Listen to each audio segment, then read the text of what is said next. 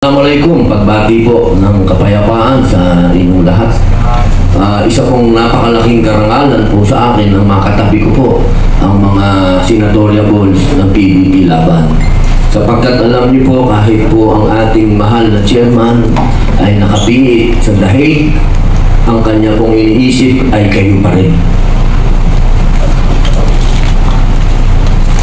Pero emotional lang ako, pasensya na kayo.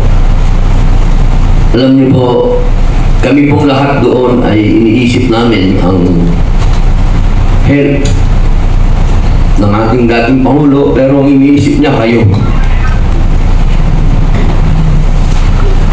Nandito po ako dahil utos niya. Sa totoo lang, ayoko nang umuwi. Hindi ko na ako matanggap ang mga nangyayari sa bayan, pero ang order, itawid kayo. Kaya po ako nandito.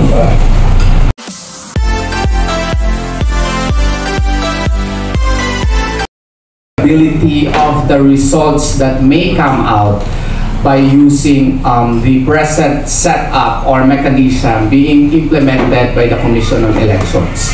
And our basis, as what we have already explained in the past, is sections 23, 24, 25, and 27 of Republic Act 10590, because the present law only allows personal voting or in-mail voting, and the canvassing thereof must likewise be personal in the embassy. The law, there is no law yet. No law, wala pa pong batas na nagsasaad na dapat may online voting tayo. Ang Commission on Elections is not Congress. It cannot craft laws in order for it to implement online voting. They must wait for Congress to craft the same.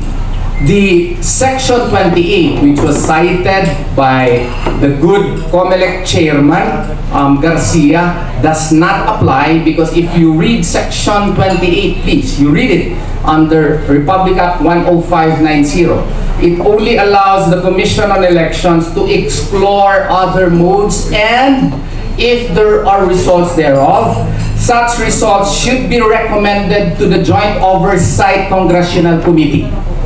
It is not a law which can be relied upon by the COMELEC to empower it to implement online voting. It is our humble submission that Congress should pass such a law, and absent such law, then we should implement the present setup. Physical voting, wala din kasing law pa na nag-aalaw ng digital ballots. Wala pa po.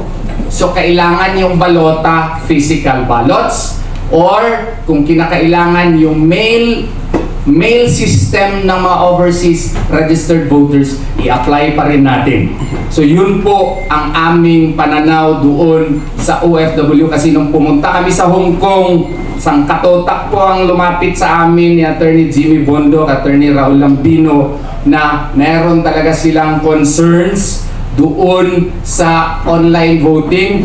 Ngayon po, ang dami po naming natatanggap na mga text messages po about their concern against online voting, and the PDP Laban responded to such a call, and we filed today a reiterative motion for the issuance of a TRO.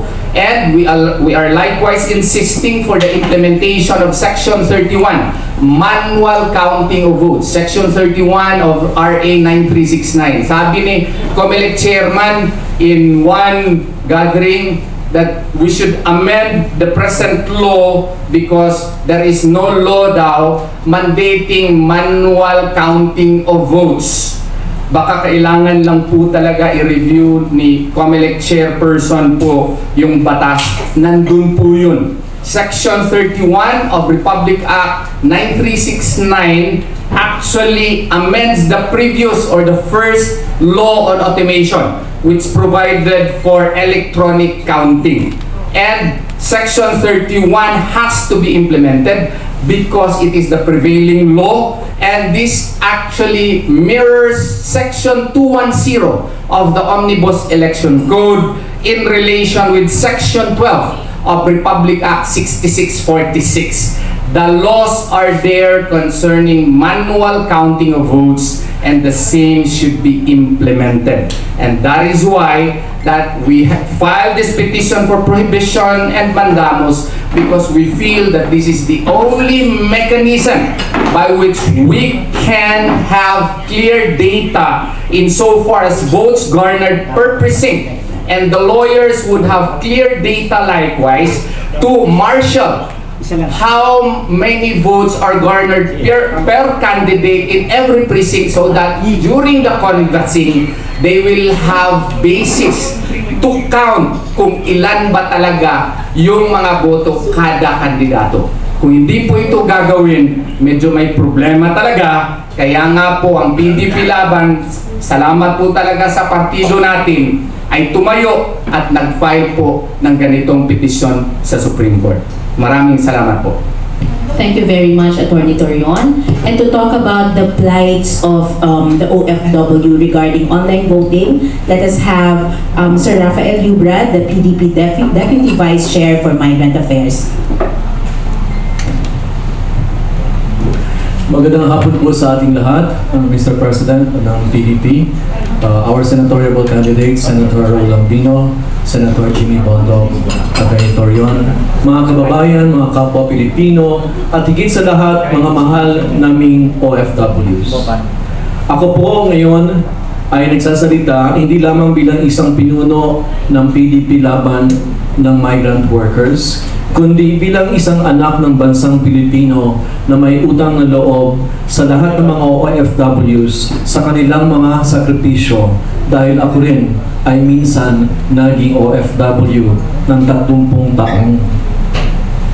Kayo na nasa ibayong dagat, malayo sa pamilya, nagtitiis sa lungkot at hirap, nagtatrabaho araw at gabi, kayo na bumubuhay ng ekonomiya ng ating bansa, kayo ang matibay na galugod ng sambayan ng Pilipino.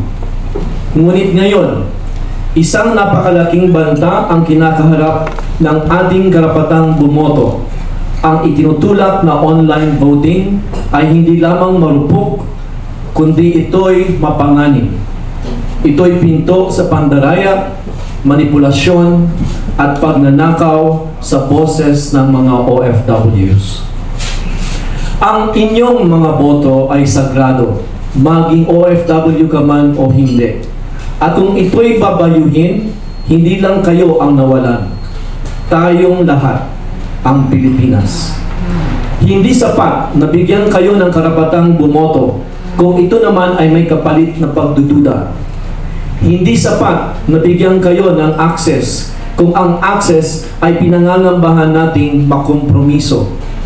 At lalong hindi katanggap-tanggap na habang kayo'y nagpapakamatay para sa kinabukasan ng inyong pamilya, may mga nasa posisyon na ginagamit ang teknolohiya para sa pansariling interes.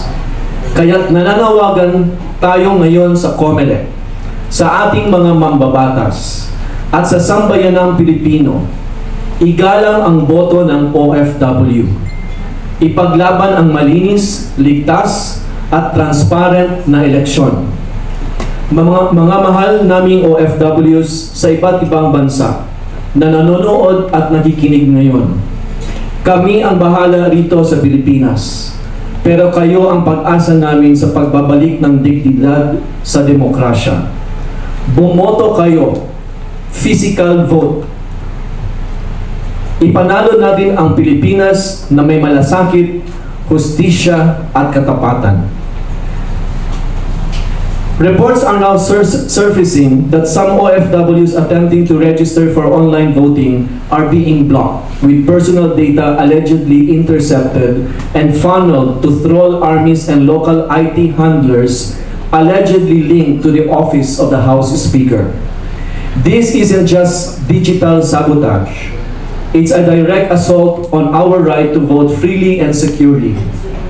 Our hard-working OFWs sacrifice so much for their families and our country. They deserve protection, not manipulation. We demand accountability, we demand transparency, and we demand clean and honest elections wherever we are in the world. Maraming salamat po at mabuhay ang Pilipino at mabuhay kayo mga tunay na bayani ng ating bayan, ang ating mga OFWs. Mabuhay!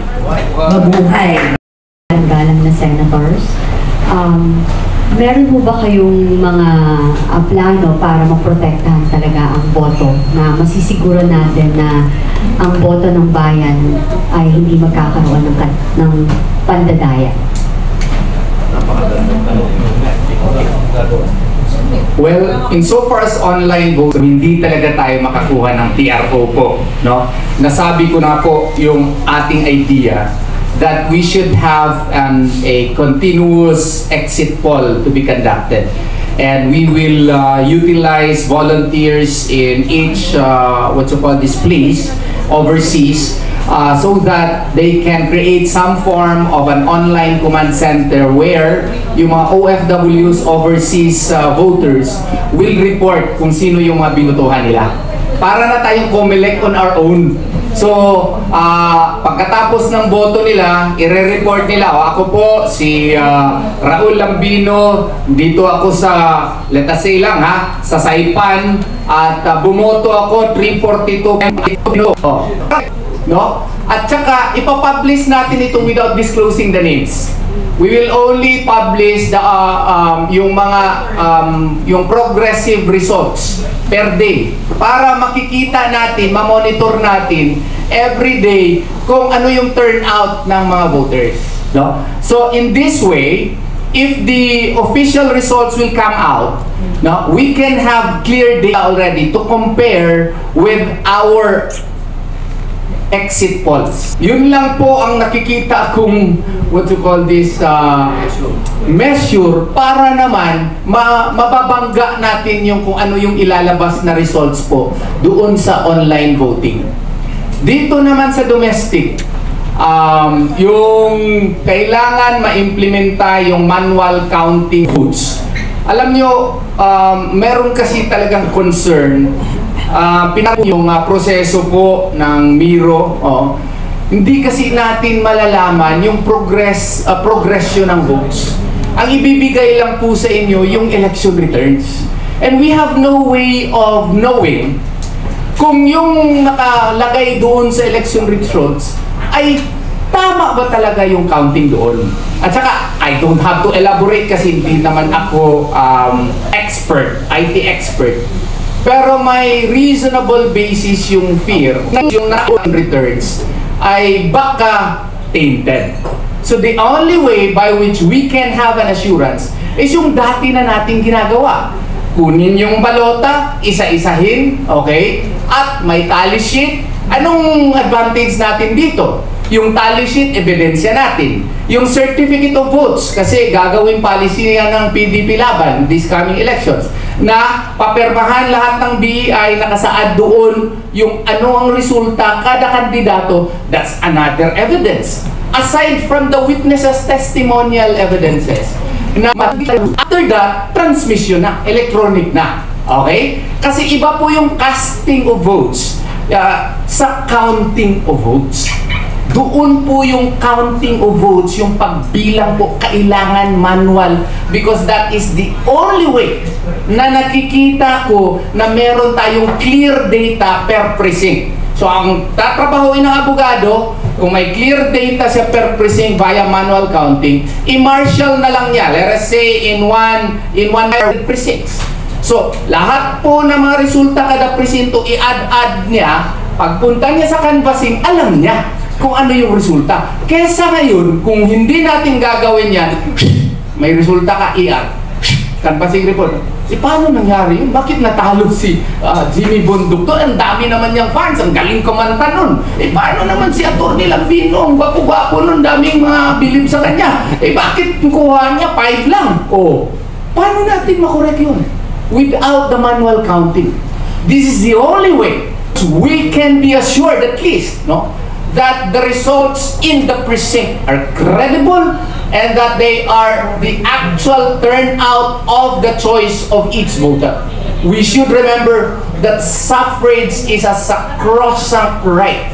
It is the foundation by which our representative democracy is founded upon.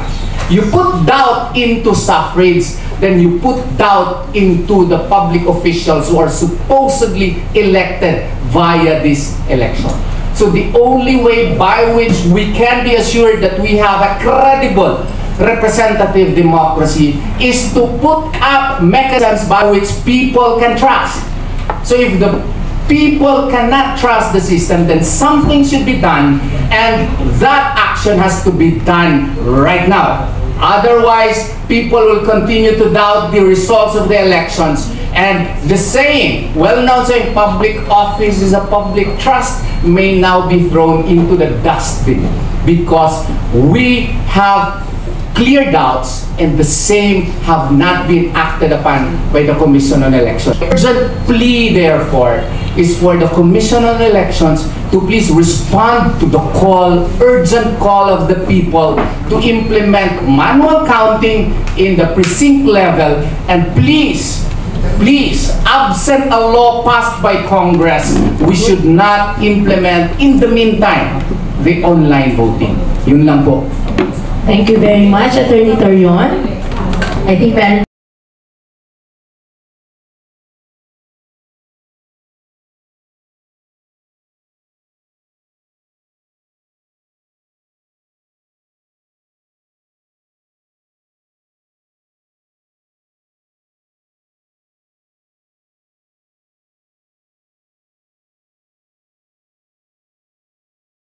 safeguarding our votes, particularly yung ating OFW. Meron na akong naisip bigla Total, authorized naman akong mag-appoint ng aking watchers, di ba? Kasi candidate. Naisip ko tuloy, mag-appoint ako ng mga puting ahas na watchers. Yan lamang po.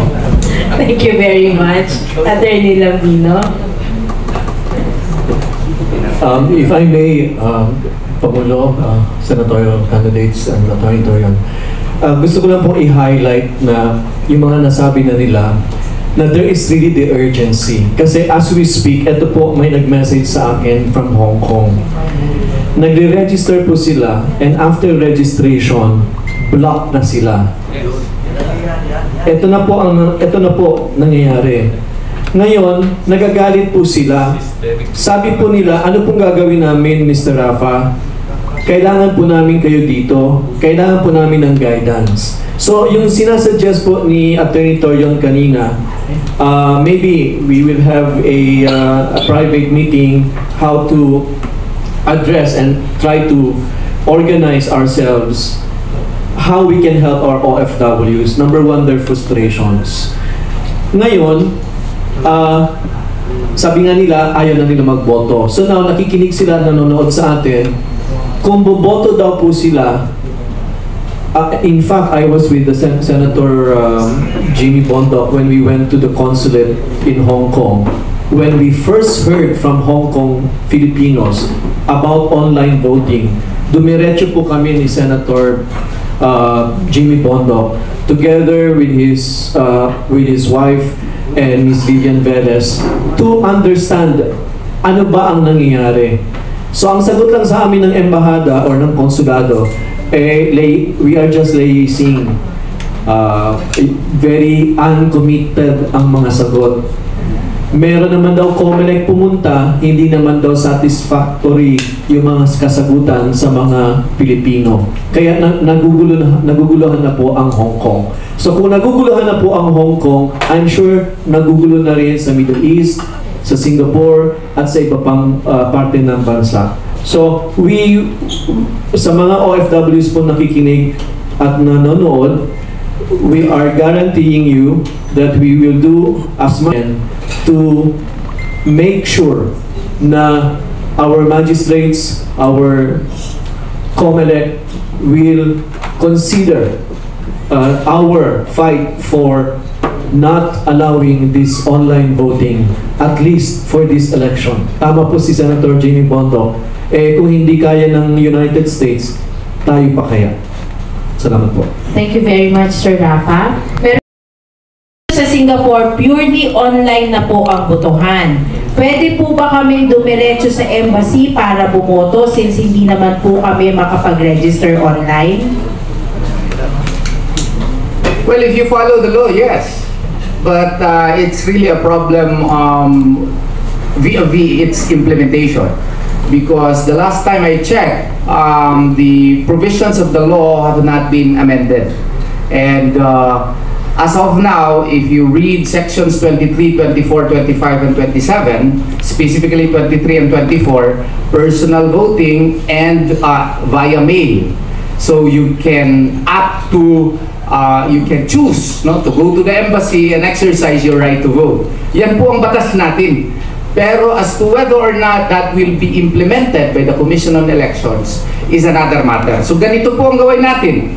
Try pa rin na magpa-register kayo. Kung hindi kayo maka-register, then file the necessary complaints, write the Commission on Elections, write the embassy, make it of record so that there is a clear recording insofar as your complaint is concerned. And then, if you want to vote, try to go to the embassy, invoke your right. Sabi ni Atty. Torion, hindi daw na-amend yung batas. Baka naman pwede kami makaboto. So, baka pagbigyan. No? So, you just assert your right and have everything recorded so that we can have a database as vis-a-vis all complaints or concerns. Thank you very much po. Attorney, I have another question. Paano mo kung tanggihan? Nasabi nila na hindi ho pwede i-report lang. Ganun po. Second, yung I think yung isang question doon, kaya nako-confused din, based on my kasi meron din dito sa akin, is like, yung nagpa-register po, nakarehistro, pero hindi na muna access yung kanyang, yung pagre-register niya. So, ayaw din nilang makaboto. Hindi sila makaboto na. Anong gagawin nila? Report pa rin. Actually, the COMELEC issued a new resolution on the matter. No, pinag-aralan ni Attorney Bondoc yan kanina. It is COMELEC Resolution number 11130. No, what we can do is have this published so that you will know your rights in cases of certain contingencies that may happen. Nandun po nakalagay, no? Kunyari, kung wala kang email address, anong contingency measure ang ginagawa ng COMELEC, ano namin dito sa PDP Laban, publish natin well so that you will know what to do in case a certain contingency would arise. Okay po. So basically, boto ko, bantay ko. Bantay, wala talaga tayong magawa. We should self-help. We have to adopt a self-help methodology so that we can protect our vote. We have to do this because this is our democracy, this is our country, and each vote counts. And kung hindi kasi tayo mag-insist politely, walang magagawa. Kailangan po natin ng mga senador na loyal po sa bansa, loyal po kay Tatay Digong. So, kailangan ipaglaban natin ang ating karapatan na bumoto. Yun po. Thank you very much, Attorney Torion. Meron pa po tayong isang katanungan dito kay Ms. Shani.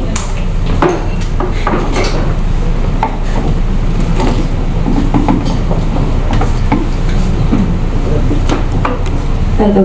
Good afternoon po. Ang question lang po namin, given the current situation, and since asking the Supreme Court for a TRO may take long, do we not have other options channels where the regular citizens could help the OFW online voting po? Ordinary citizens for helping po, to help the OFW, any other channels or options that we might have to be able to help them? Naiintindihan ko yung pinanggagalingan niya because they are a volunteer group. So ang gusto nilang malaman, ano po ba may aambag nila dun sa sitwasyon? Exactly po. Thank you. What we can do really, self-help measures, no? Nasabi ko na kanina. If you have grander ideas, effective ideas that work, please share it with us also. But what I can think of today is really, aside from the exit poll that I already suggested, those voters, OFW or everything should be recorded. Write the Commission on Elections, write your embassy about the problem, inform us. We should have a database, establish a database, central database of all complaints.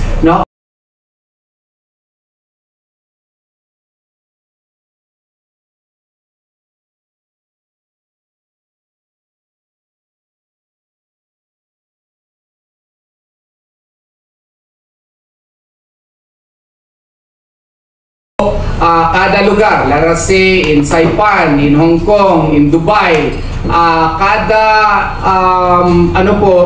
canvassing area, meron po tayong watchers na i-appoint. Kailangan po yung mga lista kasi masubmit na po sa COMELEC 15 days before, if my memory serves me right. No? And then, itong mga listed na mga poll watchers, kailangan sila ng appointment from the political party, and the COMELEC will even issue an ID, no? Na sila po yung official watchers, no? And the PDP Laban is already doing this through Attorney Yvette Contacto. It's just that yung ating legal head nasa Netherlands pa, si Attorney Martin Delgra, but we are doing something about it so that in each, area, meron po tayong designated and officially appointed poll watchers. Kung yung gusto maging poll watcher po, kung hindi kayo ma-appoint ng PDP Laban, no? May mga party list naman po. Pwede rin sila maka-appoint ng ng kanilang poll watchers. Yung mga independent candidates din po, pwede rin sila maka-appoint ng kanilang mga poll watchers din po. But on your own, I'm afraid mahihirapan po siguro. Kung ikaw lang magpunta ka dun sa embassy, gusto ko po maging poll watcher na walang appointment, walang ID, baka mahirapan po tayo. Salamat po. Meron pa po tayong katanungan. Actually, sa live po ni Senator Robin, ni Senator Jimmy Bondoc, ang dami po nagpa-pop na mga tanong doon mula sa mga OFW. May isa pa po tayo dito nakita na tanong. Ang sabi niya po, madami po sa amin ang hindi makaregister dahil wala po kaming natanggap sa email na instruction. So, ang registration po pala, ang instruction ay sinesend via email. Ngayon po, ang sabi sa amin ng embassy, maghintay lang, baka na-delay lang yung email. Botohan na po sa Lunes, pero madami pang di nakaka-register. Paano po kami makakaboto nito? Uulitin ko lang po, no? Merong resolusyon na nirelease ang COMELEC, 11130. Sariwang-sariwa po yan. 11130. You can check the COMELEC website, no? Yung 11130 basically is a para siyang FAQ, question and answer siya. Paano kung wala akong email? Sagot. Paano kung wala akong cellphone number? Sagot. Yun po yung 11130. At yan po, Ma'am Cindy, na sinabi ninyong eventuality ay meron ding answer ang COMELEC. So tingnan niyo po yung 11130. Again, gusto ko lang i-address yung confusion ng taong bayan na bakit kami susunod sa online voting, tinutuloy sana natin. Ang sagot po dyan, in the meantime po, sundin natin ang mga patakaran ng online voting. For registration, mag-register kayo. Para dun sa mga may difficulties sa online voting, go to 11130. Nandyan po lahat ng sagot. Tapos, kami na po ang bahala dito dumulog sa Supreme Court. Ma'am, opo. Nag-usap po kami dito, gagawa po kami ng paraan na magkaroon po ng isang talakayan dito ulit. Iisa-isahin po namin ito kung ano yung nandito sa resolution ng COMELEC. At ito po ay ilalive po namin para maintindihan niyo po sa salitang Pilipino, salitang Bisaya, at kung ano-ano pa po ang mapipili namin salita.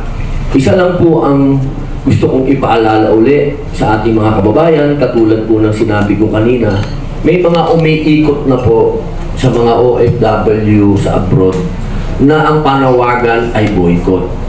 Hindi po natin ito kakampi. Itong mga umiikot na ito, nagpapanggap lang po ito.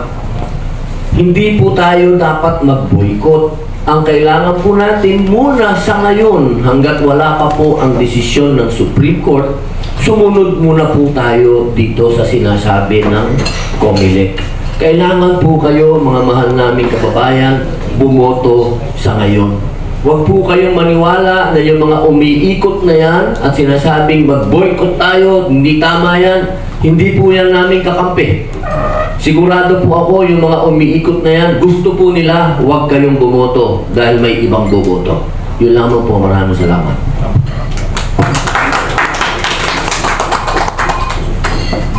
Meron pa po ba tayong mga katanungan? Para po dun sa mga bagong Pinangapan po. Nalingkod po sa PDP laban na lumalaban dito sa online voting. Meron po bang mga nagbo-voluntaryo na umani ko sumama sa inyo para ipaglaban? Ibang party? Opo.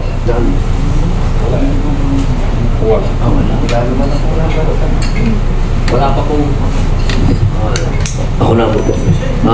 Wala pa pong formal na lumalapit po sa amin na ibang partido patungkol po dito sa online. Ano po, ilang porsyento po para po yung pinaglalaban po ninyo, ilang porsyento po Mananalo? Opo. Alam niyo po, sa abogasya po, bawal na bawal po talaga yung pangunahan ng mga maestrado. Baka po madispar ako pag nag-venture ako ng guess, no? Siguro po ang mas tutukan na lang natin yung public clamor, no, na maunawaan nila ang importance ng online voting para lahat po tayo mag-ingay, kasi sa totoo po ganyan na ngayon no, kailangan merong critical mass para tayo marinig. Huwag lang po natin sana bastusin ng mga ahensya, lalo naman po ang Korte Suprema, pero it doesn't violate the law and ethics kung tayo po ay mag-iingay.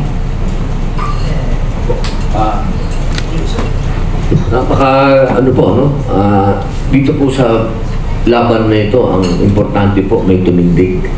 Opo, hindi po, siyempre, lagi pong ang nais natin ay manalo yung ating ipinaglalaban, pero sabi nga po nila, hindi importante yun. Ang importante ay lumaban po tayo at tumindig. Kung ano man po ang maging desisyon, rirespetuhin po natin yan. Basta sa kasaysayan, ang PDP laban po ay laging tumitindig kasama ang taong bayan. Maraming salamat po. Last na po. Pag sakali pong wala pong mangyayari dito sa pinaglalaban po natin, tapos after ng election is nangyari po yung mga kinakatakutan natin, meron po ba tayong malalaban? We will cross that.